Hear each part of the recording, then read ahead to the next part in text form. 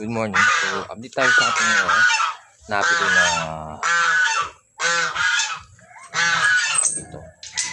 Yung natin mga fertile egg ng cross ng Red Island White, then cross sa White Leghorn. So, ito na yung ating project. Lahat sila ay umabot na sa isang buwan. May sinisipan tayo. So, kahapon, dahil lahat naman sila ay halos nakarating na sa isang buwan mula nung sila ay napisa,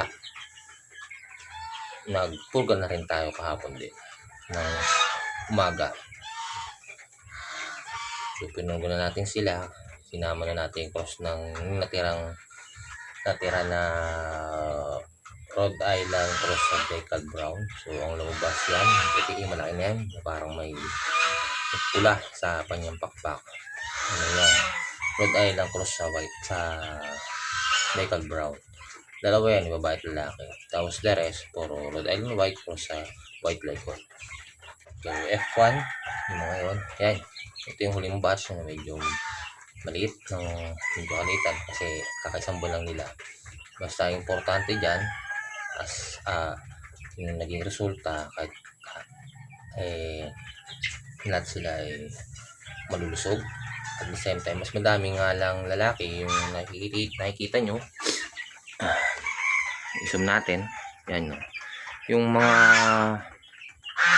nakikita yung palong at malalaki na ang palong, ano yan, lalaki. Pero madami din namang babae. So ayan, ditong sa unahan, ayan, mga nasa unahan na yan, lalaki. Ito babae to, this one. Ayan, mabilis tumakbo.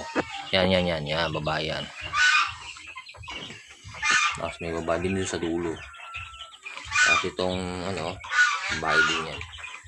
So parang bilang ko 12 yung babae. So okay na rin. Tapos ang lalaki parang 10 lang. 10 lalaki. Pero mas maganda sana kung lahat ng napisa ay babae. Kaya kahit dalawa lang lalaki. Pero hindi natin kasi hawak. Dahil kahit naman ang itlog na binigay sa atin, hindi rin naman natin agad malalaman kung yan ay babae o lalaki. Ay nasa itlog pa lang. So yan yung naging resulta. Itong laki nito, itong cross ng Rhode Island, yan, nakikita niya, umulat. Rhode Island cross Decal Brown, ang laki ng kinalabasan niya. Isang buwan pa lang yan. Kahit yung babae, ito at saan ba yun, hindi na makita, yung sa dulo. So ayun nga, importante, may mga napalabas tayong babae. Okay na rin yan kahit paano, kasi yung egg na yan, kung sakaling mga itlog sila by 2nd week of September, sila na yung ating pinaka layer RTL na mga manok. So kasi nga may tindahan kami ni Mrs. So ito talaga yung project ko ngayon, na makabenta ng mga white egg. White egg, kasi ang sabi dito sa pinagbilang ko, kung ano yung lumabas kong white, nagmahal dun sa White Leghorn. Pag light brown, dun yung sa Rhode Island White. So let's see, ito yung pinaka-project natin. Pero importante, may another breed ng chicken tayo. Then next na tinitignan ko makabili naman tayo ng show type na bird prime track. So ayun naman yung gusto ko rin na magkaroon. Pero tuloy-tuloy pa rin yung ating pagpapadami at pagpapapisa ng mga pabo, kasi nakaraan na benta na yung mga kasama nito na pabo, 9 heads yun. Maltol na rin. So sila na bahala magpurga. Kahapon isang hapon, Monday, binili yun. So lahat yun kinuha ng taga-Goa.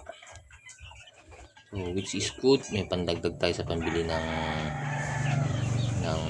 mga feeds. Then meron pang mga order na tentative sa atin ngayon kasi hindi pa nangingitlog yung ating mga Rhode Island Red. So medyo natigil, pero may mga gusto na rin bumili. So ayun naman yung next natin, magpapadami tayo ng pabo. May nangitog na pabo. So ayun, tatabi natin yung mga itlog. At ganoon din sa Rhode Island Red na hinintay natin. Ito lalaki.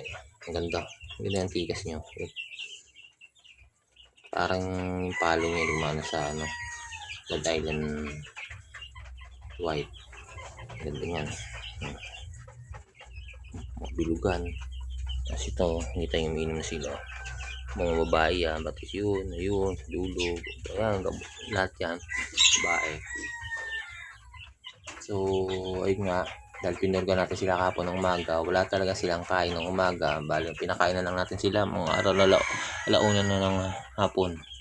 Kasi nakainom naman na sila ng kanilang Bastanero Plus. So, hindi tayo sponsor ng Bastanero Plus. Ayun lang talagang ginagamit natin mula pa nung tayo ay nagpapabo sa mga sisiw. Bastanero Plus lagi.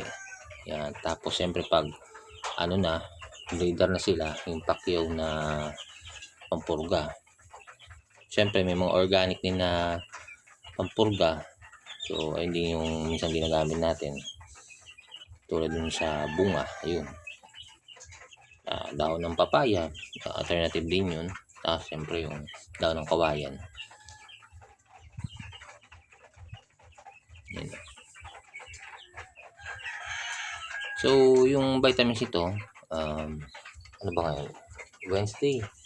Mamaya maglalagay tayo ng vitamins. Nakalimutan ko ngayong umaga, dapat pala Wednesday na pala, dapat vitamins to eh. So mamaya ihahabol natin ito paano. Basta importante dyan yung routine o yung schedule ng vitamins sila ay every Wednesday and Saturday yung ginagawa natin pagbibigay ng vitamins. Tuloy-tuloy pa rin yun kahit ngayon tubig pa lang natin. Kasi nung nagpapurga tayo sa kanila kahapon sa kanila.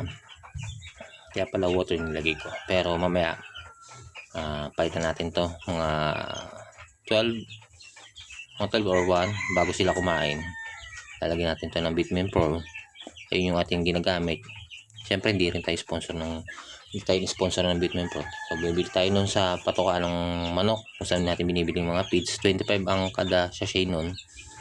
So ayun, para kahit paano kung sakaling biglang umulan, bumagyo, protektado ang ating mga sisiw sa anumang pagbabago ng panahon na nangyayari sa atin ngayon.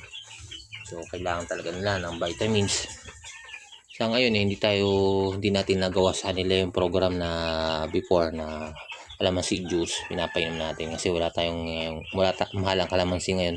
At the same time wala tayong mabilhan na medyo mura. So isa rin nakakatulong din yun kasi vitamin C yun para kahit paano hindi sila sipunin. So ayun yung mga ginagawa natin mga pamamaraan ng pagbibigay ng vitamins. May organic, tapos mayroon naman yung Vitamin Pro, pero usually Vitamin Pro talaga ginagamit ko. So pagdating ng 2 months, itong mga to susubukan naman natin silang pakainin unti-unti, ilalagay sa kanilang pakainan. O pwede natin isabit dito mga dahon ng malunggay, yung maliliit pa, susubukatin. Yun naman, para kahit paano, kahit di pa sila nakakagala sa likod, hindi pa kasi gawa din yung kulungan na mangyayari sa kanila, lalo sa mga RTL natin. Kailangan kahit paano nakakain sila ng mga organic na pagkain. Tapos dito syempre solar yan, pati yung sa taas solar din yan. So yung gabi kailangan kahit paano may solar, may ilaw sila dito para kahit paano nakakainom sila ng tubig. Tapos kasi minsan pagdating ng hapon may mga tira-tira pa silang pagkain. So hindi naman kasi nila naubos talaga. Pagdating naman ng gabi, dahil yung mga tira, ayun naman yung ubos na yun kasi may ilaw natutukwa pa nila yung ganda ng tindig nito, diba?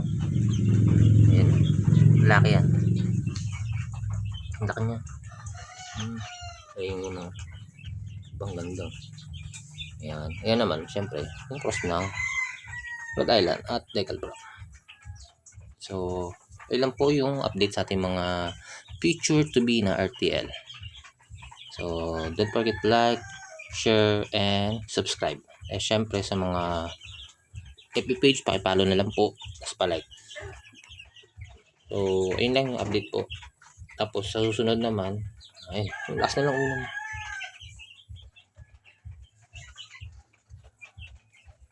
Okay, wala natin kakalimutan na pag nag-isang buwan na, papahabol ko lang na Integra 2000 or Fireblaze 2000 or GMP2, ayun yung ating, ayun yung dapat ipakain sa kanila. Pero tayo, naka-Integra 2000 tayo, ayun yung ating talagang pinapakain sa kanila.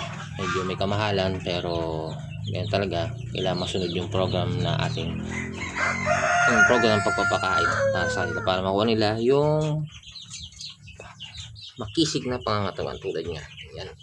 Ito babae yan. So, yun na po. Maraming salamat.